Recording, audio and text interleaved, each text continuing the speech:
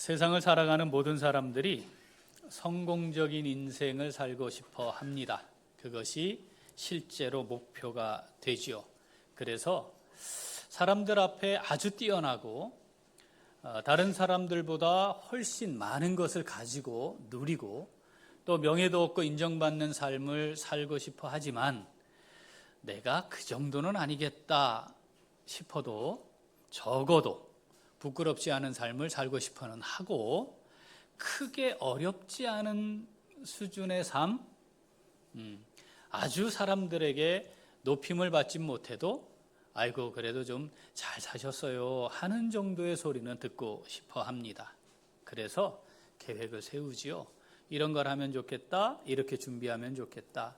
우리 아이들을 향해서도 그래서 적어도 이 정도는 네가 준비하고 공부하고 그래서 이런 삶은 좋겠다라고 하는 말들을 하게 됩니다. 하나님을 알고 믿음으로 살아가며 천국 소망을 가지고 사는 우리들도 사실 이 생각을 하며 살지요. 구원의 은혜를 누리는 성도들도 비슷한 생각을 합니다. 자, 그런데 하나님을 아는 사람들에게 있어 보통 사람들이 생각하는 것과 근본적으로 다른 요소 하나가 있습니다. 그게 뭐냐면 하나님 앞에서 평가받는다는 거죠. 이 세상의 삶의 궤적을 사람들이 바라볼 것이고 제가 무언가를 남기게 될 것이고 그것을 가지고 사람들 앞에 평가를 받는 것, 이게 사실은 삶의 전부인 것처럼 느끼는 사람들이 있습니다.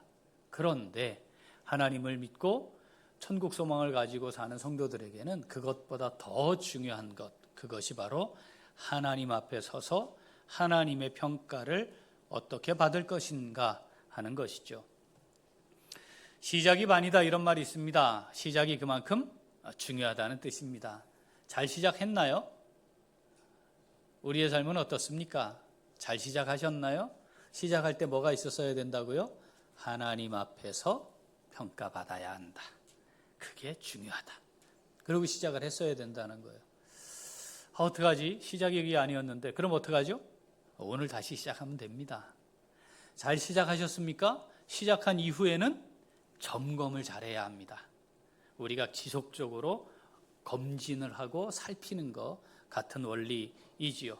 수시로 나는 시작할 때 그 마음으로 지금도 잘하고 있는지, 내가 처음 하나님의 뜻을 알고 그 뜻대로 세웠던 계획대로 지금 잘하고 있는 건지, 내가 걸어가야 할 믿음의 길을 잘 걸어가고 있는지 점검을 잘 해야 합니다. 자, 이 모든 것들의 과정을 거쳐서 마지막 평가를 받는 시점에 도달하게 되겠죠. 그때가 언제입니까? 이 땅의 삶이 끝나는 그날입니다. 내가 정한 것이 아니라 하나님 정해 놓으셨고 우리는 그때 서게 될 텐데, 그때에 하나님 앞에 섰을 때 하나님 앞에 나는 어떤 모습일까? 하나님 내게 뭘 말하시면 나는 뭐라 말할 수 있을까? 그때의 하나님 앞에서 받는 평가가 참되고 최종적이고 영원한 평가이다. 자, 이걸 우리가 고백하며 살아가는 것이 신앙의 여정이라 했습니다. 자, 하나님 마음에 맞는 사람, 정말 이건 아무리 또 되새기고 또 되새기고 또 읽어봐도 너무 좋아요. 이 표현이. 그렇지 않습니까? 하나님 마음에 맞는 사람이었다. 그런데 우리가 그 하나님 마음에 맞는 사람이라는 평가를 받았던 다윗의 삶을 5번에 걸쳐서 살펴봤는데 우리하고 크게 다르지 않은 것 같죠? 허물도 많고 큰 실수도 하고 죄도 짓고 그랬어요.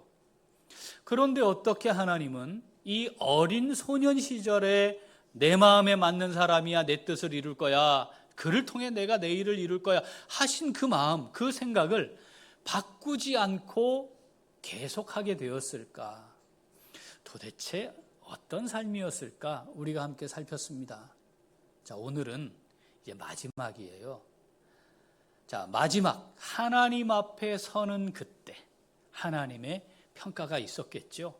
오늘은 우리가 그 말씀을 함께 살피면서 하나님 마음에 맞는 사람의 삶은 어떤 여정으로 그리고 어떻게 하나님 앞에 정리되는 것일까? 끝이 나는 것일까? 그것을 통해 하나님 우리에게 무엇을 말씀하시는 것일까? 우리가 함께 하나님의 음성을 듣고자 하는 것입니다. 다윗이 죽을 때가 되어서 아들 솔로몬, 왕에 오른 아들 솔로몬에게 이제 유언을 합니다. 유언은요, 자신의 삶의 모든 것을 정리하고 결산하고 그것의 가치와 의미를 담은 말들이 대부분이에요. 그래서 그 유언을 살피면 이 사람의 삶의 일생을 통해 하고 싶은 말이 이거였구나 라는 걸 알 수 있어요. 자, 그럼 다윗이 솔로몬에게 유언을 하는 것인데 이 유언을 성경으로 하나님이 기록해 우리에게 읽히신다는 것은 이 유언에 뭐가 담겼다는 거예요? 하나님의 뜻이 담겼다는 거예요. 하나님이 이 유언을 통해 솔로몬은 아니지만 오늘을 살고 있는 하나님의 자녀인 우리들에게 이렇게 살면 참 좋겠다. 다윗의 유언을 통해 우리에게 말씀하시는 거죠. 너희들 나중에 내 앞에 서게 될 텐데 그때 정말 가치 있는 게 뭔지 내가 너희들에게 알려주고 싶어 해서 솔로몬에게 남긴 다윗의 유언을 성경으로 기록해 우리에게 읽히고 계시는 것입니다. 자, 다윗의 입장에서 보면 지금 이 솔로몬이 왕위를 잘 이어가야 할 텐데 이런 마음이 간절하지 않겠습니까? 사실 다윗은 솔로몬을 왕에 올리고 싶은 마음이 없었습니다. 다윗에게 있어 왕위를 이어주고 싶은 아들은 누구였죠? 압살롬입니다. 너무너무 사랑했어요. 장남이었던 암논이 이복 여동생인, 그러니까 그 당시에 다윗에게 아들들이 많았는데 다 아내가 달랐잖아요. 그죠? 그 이복 여동생인 다말을 욕보여요. 그것을 듣고 압살롬이 같은 어머니의 자녀니까 암논을 죽입니다. 이쯤 되면 이 압살롬에 대해서도 분명히 징계를 해야 했는데 그렇지 않았어요. 그럴 정도로 압살롬은 다윗의 마음에 아주 꼭 들었던 그런 아들입니다. 압살롬이 결국은 다윗을 반역하잖아요.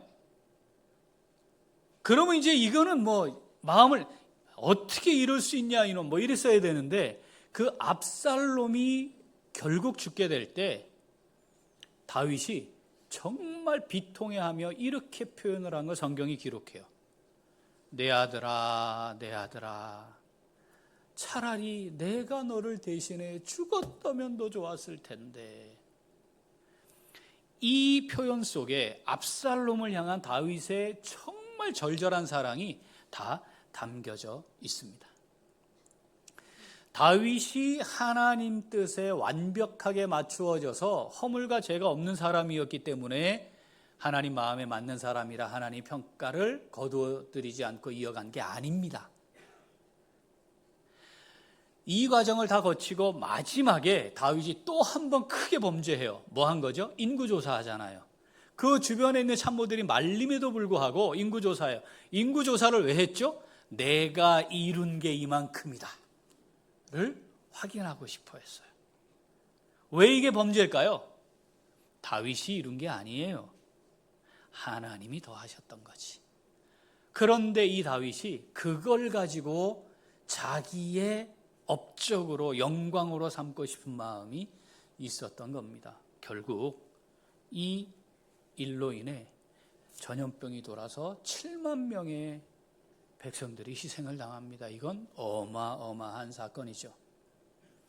반란이 계속되어 왔고 다윗은 실제로 솔로몬이 왕이 되기를 원치 않았고 압살롬은 죽었고 7만 명은 또 하나님의 징계를 받아 죽고 이게 굉장히 어수선한 상황이거든요. 자, 이 상황에서 다윗이 솔로몬을 왕으로 삼고 난 다음에 왕이 되게 한 다음에 뭘 이야기를 해야 될까요? 많은 걸 이야기할 수 있었을 거예요. 또 해야 했을 거예요. 정치적 상황은 이런 거란다. 경제는 이런 거란다. 이렇게 풀어가야 한다. 사회 백성들은 이런 생각을 하고 있고 이렇게 해야 된단다. 뭐 이런 것들 아니겠어요? 거기다가 전쟁을 해야 되니까 국방은 이래야 된다. 뭐 이런 이야기들을 해야지 맞았을 것 같은데 이 다윗이 솔로몬을 앉혀놓고 유언을 합니다. 자, 그게 오늘 본문 9절입니다. 같이 한번 읽어보겠습니다. 내 아들 솔로몬아, 너는 내 아버지의 하나님을 알고 온전한 마음과 기쁜 뜻으로 섬길지어다. 여호와께서는 모든 마음을 감찰하사 모든 의도를 아시나니 네가 만일 그를 찾으면 만날 것이요 만일 네가 그를 버리면 그가 너를 영원히 버리시리라. 아멘. 이 솔로몬, 왕된 솔로몬을 향해 지금 이 불안한 얼마나 궁 안에 이게요 상황이 얼마나 복잡하겠어요. 반란이 계속 일어났으니까 지금 완벽하게 다윗을 향해 충성하는 사람들만 있는 것도 아니고 게다가 솔로몬은 다윗이 생각하기에도 밧세바에서 의해 나온 아들이니까 밧세바와의 사건도 있고 하니까 이게 얼마나 많은 복잡한 것들이 얽혀 있었겠어요. 그런데 다윗이 이 마지막 유언을 통해 신앙의 유산을 남기는 겁니다. 그리고 왕이지만 하나님의 사람으로서 살아야 할 것에 대해 유언을 하는 거예요.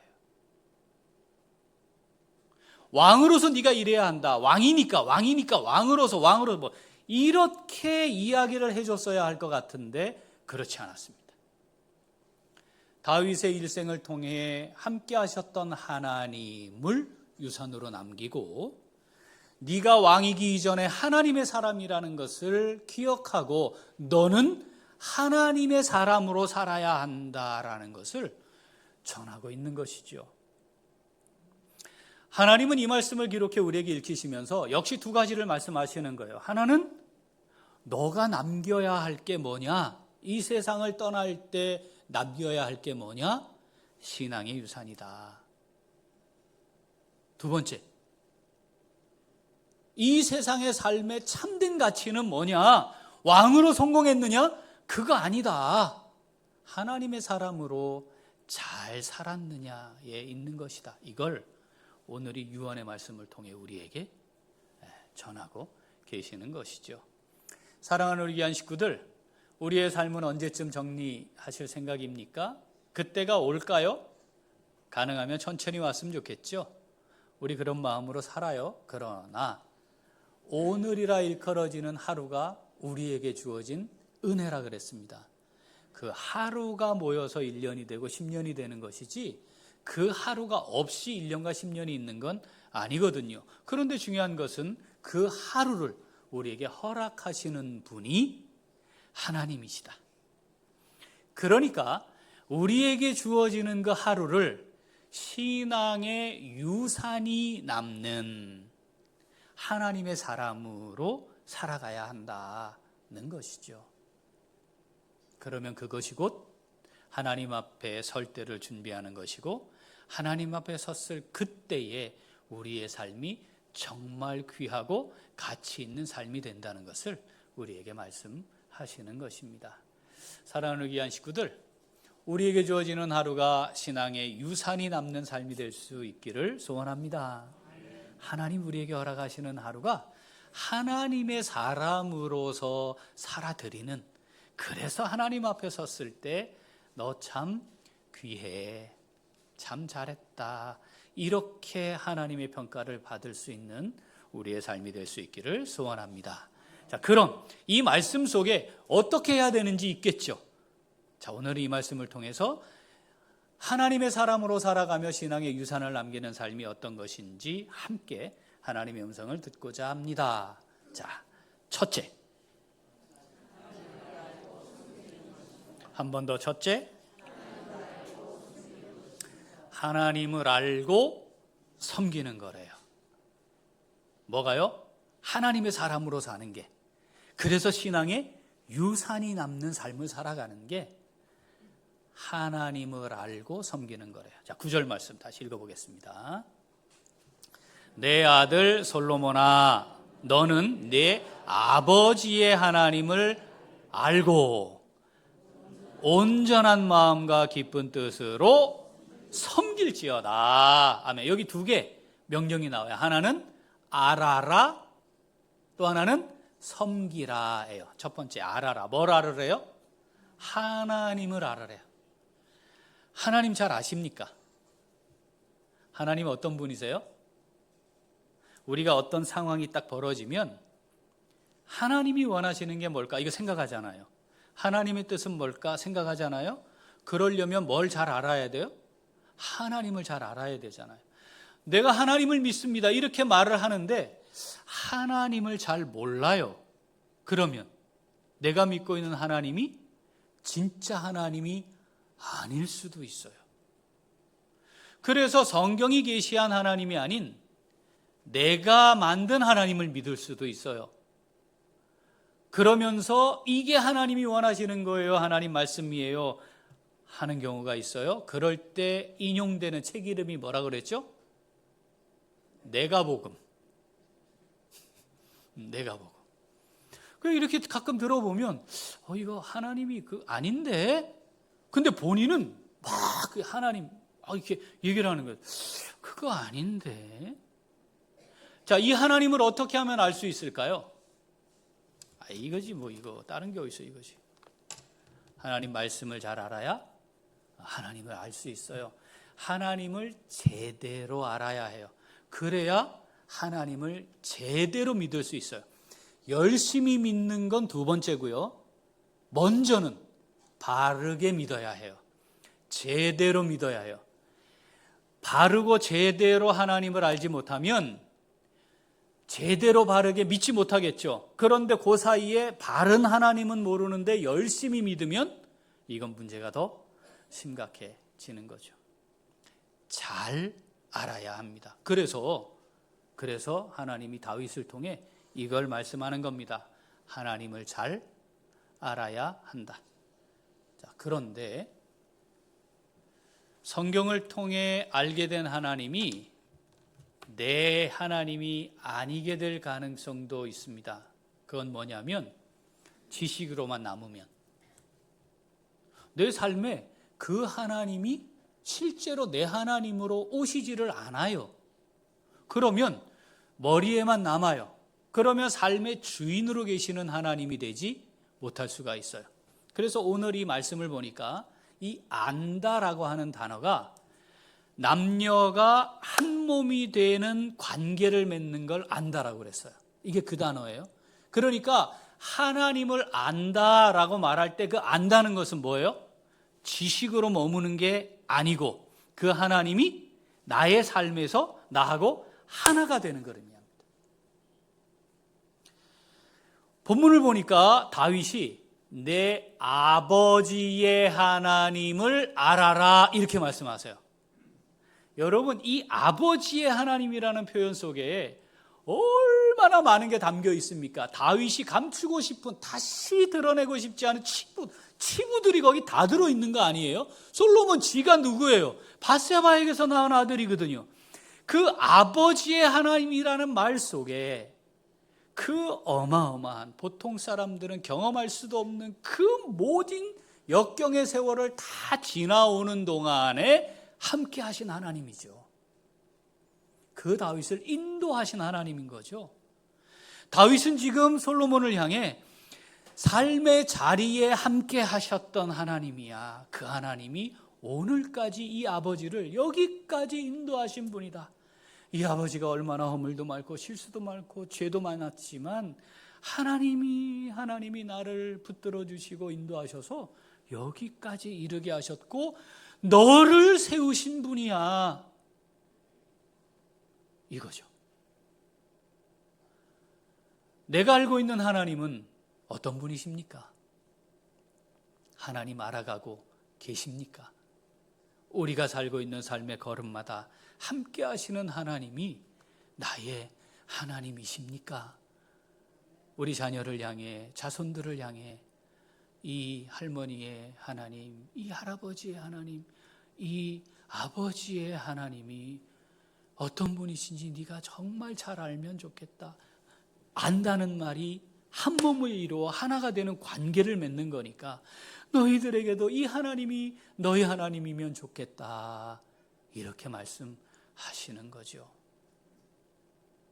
이 하나님이 어떤 분이셨냐면요, 9절 다시 읽어보겠습니다.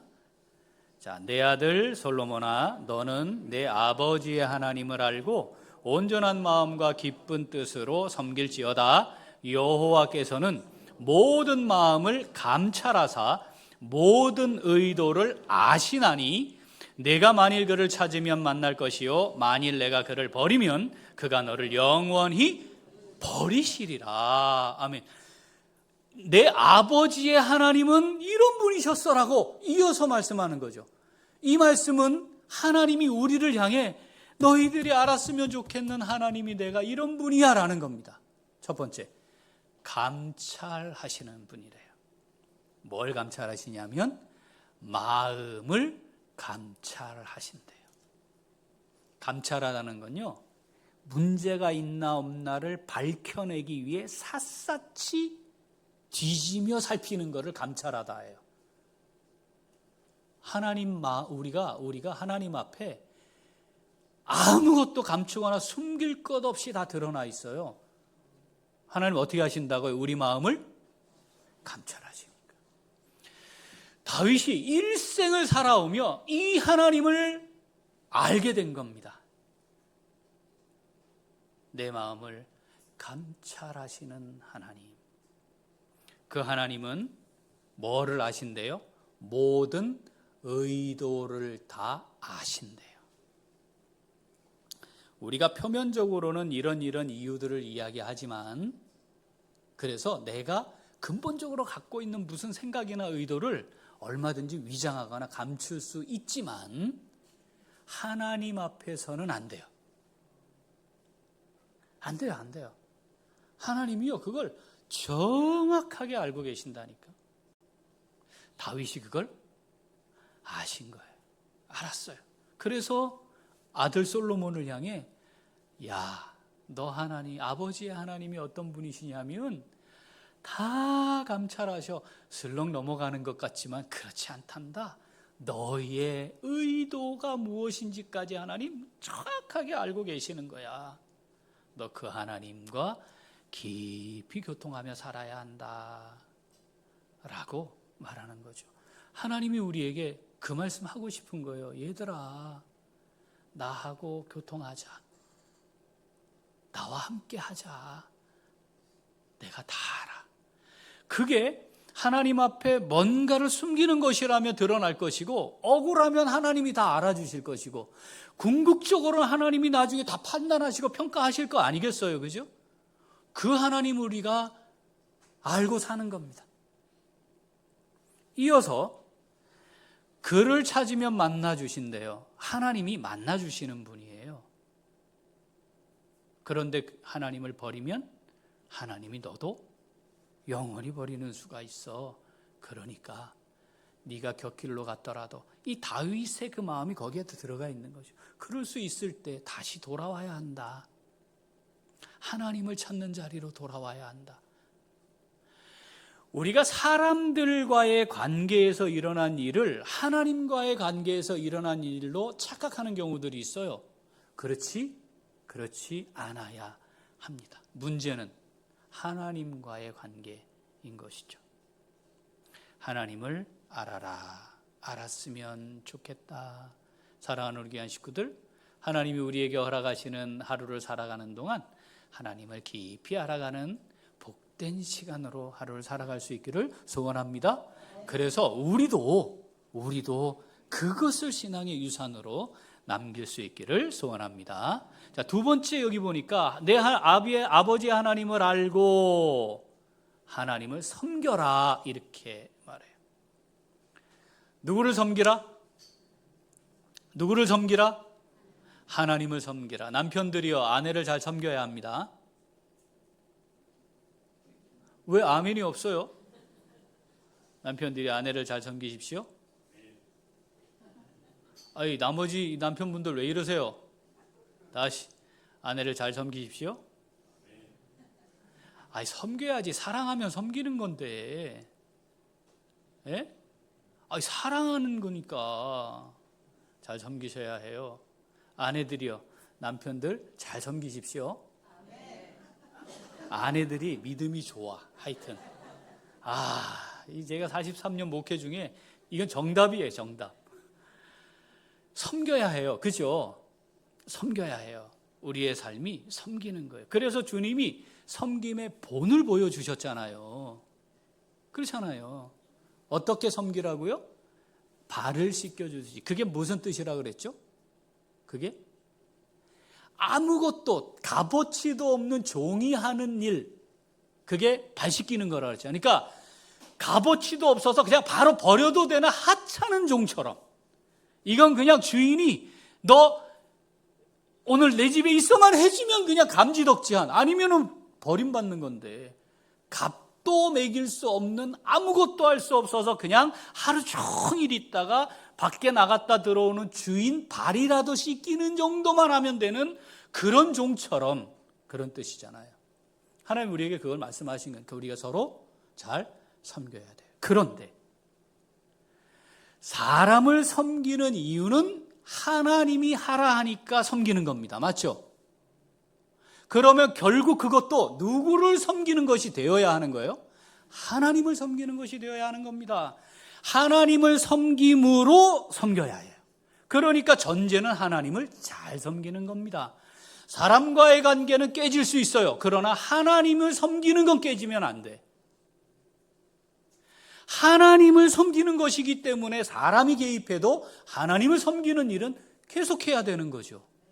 그런데 우리는 어떤 일이 발생해요? 사람과의 관계 때문에 하나님과의 관계를 깨요. 그러면 안 된다. 그래서 오늘 말씀을 보니까 온전한 마음과 기쁜 뜻으로 섬기라고 말씀합니다. 어떻게 해요? 온전한 마음과 기쁜 뜻으로. 그러니까 마음을 다해 기뻐하며 섬겨라. 누구를? 하나님을. 그렇게 하나님을 섬기는 삶을 사니까 하나님이 우리에게 말씀하는 거잖아요. 네? 야, 내가 보여준 섬김의 본을 따라 잘 섬겨. 그러는 거죠. 우리에게 어떤 마음이 있습니까? 하나님을 섬길 마음이 여기에 풍성하게 있어야 해요. 그래서 섬기는 겁니다. 혹시 이 관계, 사람과의 관계는 깨질지라도 하나님을 섬기는 것은 깨지면 안 되는 거죠. 우리가 하나님을 섬김으로 그 자리에 있는 것이니까 그걸 측정하는 방법이 두 개라는 거예요. 중요한 요소. 첫 번째, 하나님을 향한 온전한 마음으로. 제가 하나님 섬깁니다. 하나님 섬기겠습니다. 그렇습니다. 하나님 원하시니까 하나님의 뜻대로 내가 섬기기를 원합니다. 하나님 이 사이에 사람이 개입하더라도 저는 하나님을 섬기겠습니다. 그렇게 마음을 온전하게 하여 하나님을 섬겨라. 또 하나, 기쁨으로 섬기래. 기쁨이 있어야 돼요. 우리에게 기쁨이 있어야 돼요. 섬김에 기쁨이 있어야 돼요. 그런데 사탄은 어떤 일을 계속할까요? 어떻게 하겠어요? 기쁨이 사라지도록 여러 가지 이유들을 가지고 이 기쁨이 사라지게 할 거예요. 그러면 우리는 적을 알고 나를 알면 이기는 거잖아요. 그죠? 우리가 영적 전쟁 중이잖아요. 적을 알았어. 뭐 한다고? 사탄은 기쁨을 빼앗아가겠구나. 기쁨을 잃어버리게 하려고 뭐를 자꾸 개입시키고 막 만들겠구나. 나의 약한 부분이 뭔지 사탄이 더 잘 아니까 그걸로 나를 공격하겠구나. 알았잖아요. 그러면 영적으로 대응을 해야 되겠죠. 하나님, 제게 이 기쁨이 사라지지 않도록 하나님만 바라보며 기쁨을 유지할 수 있도록, 기쁨으로 하나님만을 섬기는 자로 살 수 있도록 하나님, 저를 붙들어 주시옵소서. 사랑하는 귀한 식구들, 우리는 하나님을 섬기는 겁니다. 하나님을 섬기는 겁니다. 하나님이 나를 하나님의 교회인 이곳으로 부르셔서, 그죠? 나를 섬겨야 해라고 말씀하신다는 거, 내가 너를 통해 섬김받고 싶어, 그렇게 나는 영광받고 싶어라고 하신다는 거 기억하고, 자, 온전한 마음과 기쁜 뜻으로 하나님을 섬길 수 있는 우리 모두가 될 수 있기를 소원합니다. 아멘.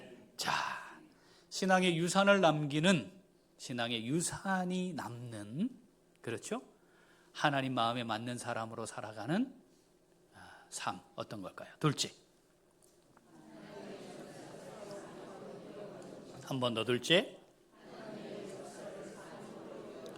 자, 하나님의 역사를 사명으로 이어가는 겁니다. 자, 하나님이 그러면, 아니 하나님 마음에 맞는 사람인 다윗은 압살롬을 세우고 싶었는데 결국 죽이시고는, 아니 밧세바, 이거 관계도 그런데 밧세바를 통해 낳은 아들을 하나님이 택하셨대요. 그러면 거기에 뭐가 있을까요? 이유가 있겠지. 이유가 있겠지. 내가 볼 땐 말이 안 돼. 합리적이지도 않아. 상식적이지도 않아. 도덕적으로도 문제가 될 것 같고 뭐 이럴 수 있잖아. 그죠? 그런데 하나님이 하시는 데에는 뭐가 있을 것이다? 이유가 있을 것이다. 하나님의 뜻이 있을 것이다. 이게 확인이 되면 확인된 대로 우리는 하면 돼요. 근데 확인이 안 되면 확인될 때까지 기다리고 기도해야 되는 거죠. 그런데 하나님이 이걸 보이셨어요. 자, 5절부터 읽어보겠습니다. 여호와께서 내게 여러 아들을 주시고 그 모든 아들 중에서 내 아들 솔로몬을 택하사 여호와의 나라 왕위에 앉혀 이스라엘을 다스리게 하려 하실세. 누가 한 거라고요? 하나님이 하신 거예요. 하나님 택하신 거예요. 6절, 내게 이르시기를 내 아들 솔로몬 그가 내 성전을 건축하고 내 여러 뜰을 만들리니 이는 내가 그를 택하여 내 아들로 삼고 나는 그의 아버지가 될 것임이라. 그가 만일 나의 계명과 법도를 힘써 준행하기를 오늘과 같이 하면 내가 그의 나라를 영원히 견고하게 하리라 하셨느니라. 아멘. 그 많은 아들들 중에 하나님이 택하사, 다윗이 이 고백을 하는 거예요. 왜 그랬다? 뭐 때문에? 내 성전을 건축하게 하려고. 그래서 솔로몬을 택하셨대요. 이게 합당한 이유인지 아닌지 우리는 그걸 따질 수 있는 존재들이 아닙니다. 뭐라고요? 아, 하나님이 그래서 하신 거였구나, 인 것이죠. 힘써 행하라. 우리가 읽지 않았니? 10절에 그렇게 말해. 힘써 행하라. 다시 말하면 솔로몬, 너 왕이 된 이유는 말이야, 하나님이 너를 택하여 세우신 거였어. 내 뜻도 아니었단다. 그런데 말이지, 하나님이 너를 왜 세웠는가 하면 성전을 건축하려고 그러셨대. 힘써 이 일을 행해야 한다. 여기 힘써 행한다는 말은요, 될 때까지 포기하지 않고 끝까지 해낸다, 이런 뜻입니다. 어려운 일이 있겠죠. 뭐가? 험난한 과정이 또 있겠죠. 예측 못한 상황들도 벌어지겠죠. 뭐 그러지 않겠어요? 그럴 때에 포기하지 말고 중도에 낙심하지 말고 끝까지 이룰 때까지 해라, 이런 거죠. 우리의 신앙의 여정에 대한 말씀이에요. 하나님이 우리를 왜 구원하셨습니까? 왜 우리를 부르셨습니까? 왜 여기 있게 하셨습니까? 하나님의 뜻이 있는 거니까. 거기에 이유가 있는 거거든요. 그런데 그 하나님의 이유를 놓치면 그 다음부터는 내가 해요. 하나님이 주인이 되질 못하고 내가 주인이 되기 시작해요. 그러면 어떻게 하죠? 내가 가지고 있는 생각대로 하죠. 솔로몬은 성전을 건축하고 싶은 마음, 그걸 준비하는 마음 없었어요. 누가 그걸 사실은 가졌죠? 다윗이 가졌잖아요. 다윗이 자기는 궁에 들어왔는데 이렇게 보니까, 어느 날 보니까 하나님의 궤가 천막에 있는 거예요. 그게 너무 죄송스럽고 괴로웠어요. 그래서 성전을 짓기 위한 준비를 하지 않습니까? 다 준비했어요. 그런데 하나님이 허락하지 않으셨습니다. 왜냐하면 하나님이 다윗에게 너 성전 지어 한 게 아니었거든요. 그런데 그 뜻이 맞았어요. 그 중심을 감찰하시는 하나님이 보고 아신 거예요. 네 마음 내가 안다. 그래. 그런데 말이다, 네가 지을 수는 없어. 그런데 너무 귀한 것이니 내가 그것을 할 수 있도록 솔로몬을 택한 거야. 뭐 이렇게 말씀하셨단 말이죠. 그러면서 이제 유언으로 남기는 거예요. 힘써 행해야 한다. 사랑하는 귀한 식구들, 하나님이 우리를 부르신 이유가 있을 텐데요. 선한 이웃 우리 교회 지체가 되게 하신 이유가 있을 텐데요. 하나님의 뜻과 계획이 있을 텐데요. 힘써 행하고 계십니까? 힘써 행하고 계십니까? 여러분, 내가 선택한 게 아닙니다. 하나님이 선택하신 겁니다. 하나님이 택하신 겁니다. 왜 그러셨을까요? 하나님의 뜻이 있는 거죠. 하나님의 뜻을 기억하고 그 뜻을 따라 힘써 행하는 것이 주님의 삶이었습니다. 요한복음 4장 34절 읽어보죠. 예수께서 이르시되 나의 양식은 나를 보내신 이의 뜻을 행하며 그의 일을 온전히 이루는 이것이니라. 아멘. 한 번 더 읽죠. 예수께서 이르시되 나의 양식은 나를 보내신 이의 뜻을 행하며 그의 일을 온전히 이루는 이것이니라. 아멘. 나를 보내신 이의 뜻을 행하며, 하나님이 보내신 이유가 있어요. 그 뜻을 행하는 것과 그걸 어떻게? 대충 내가 하고 싶으면 하고 하기 싫으면 말고. 노. 주의 일은 그런 게 아닙니다. 그래서는 안 되는 거죠. 그건 주의 일이지 주의 일이 아니에요. 주님께서 나를 통해 하고 싶어 하시는 그 일을 온전히 이루는 것. 그게 뭐라고요? 나의 양식이다. 다시 말하면 그게 생존, 사는 이유다, 이런 뜻입니다. 아침 드시고 오셨어요? 좀 있으면 점심, 맛있는 점심 드시겠죠? 밥은 먹잖아요. 그죠? 네. 식사하시잖아요.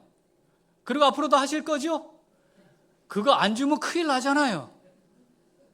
네? 때가 됐는데 아내가 맛있는 밥을 준비하려고 하질 않는다. 갑자기 속이 꼬이기 시작하잖아요. 어떻게 저럴 수가 있지? 이거 뭐지? 뭐 그런 거 아니에요?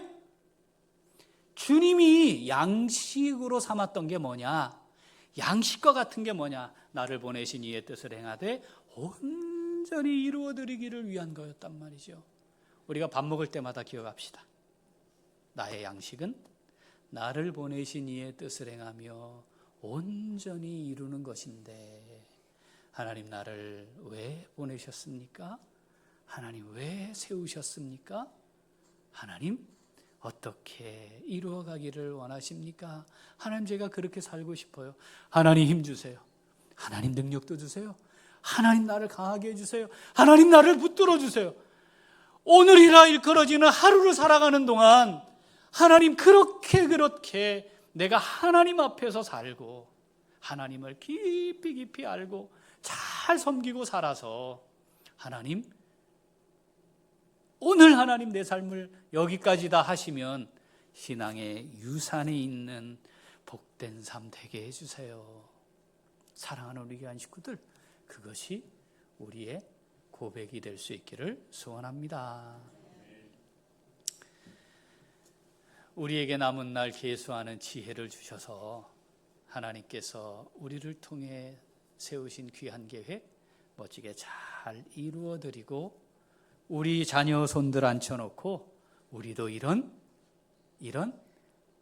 하나님께 어떻게 해야 할지를 내 아버지의 하나님, 내 어머니의 하나님, 내 할아버지의 하나님, 내 할머니의 하나님 잘 알았으면 좋겠다. 신앙의 유산으로 잘 남길 수 있는 우리 모두가 될 수 있기를 소원합니다. 아멘. 기도하겠습니다. 하나님 아버지,